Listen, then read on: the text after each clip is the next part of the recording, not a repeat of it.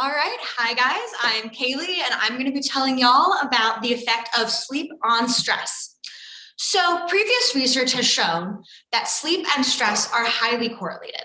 Sleep is very important in our lives. In fact, it is one of our base needs. We can't really reach those higher levels. When we look at Maslow's hierarchy of needs, things like sleep, food, water, and shelter are our base needs that we need to survive and thrive as human beings.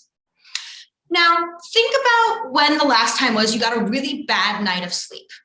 That next day, you were super stressed. Everything made you feel really upset and like you couldn't keep going. Same as the opposite. Think about the last time you were really stressed. You might have had a really hard time going to sleep that night, and that cycle is just going to keep perpetuating itself. This is a problem I see every day in myself and in my peers, especially on the college level, where we have really high levels of stress and not a whole lot of sleep. So for my thesis, I decided to look at this relationship. As I said earlier, previous research has shown that sleep and stress are generally correlated in our lives. Also, previous research has shown this relationship between stress and sleep, as you can see with the small arrow up top. Whereas stress decreases our quality and amount of sleep that we get.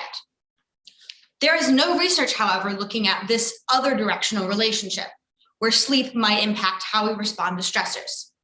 So I took a twofold approach where I looked at general life stress and general life sleep, as well as an in-lab experimentation so that we could draw a directional conclusion.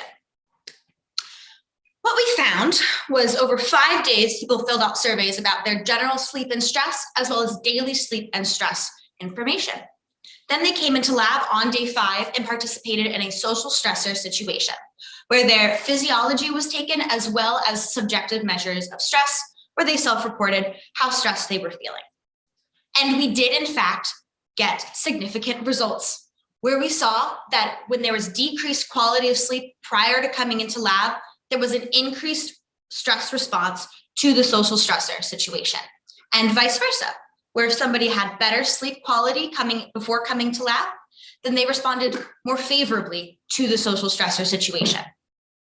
Now, more research has to be done, and the study will continue in the fall, where Professor Faig is going to continue looking into how these different measures are going to relate to one another. But the main takeaway here is if you get more sleep, you're going to respond better to your social stressors in your everyday lives. Thank you.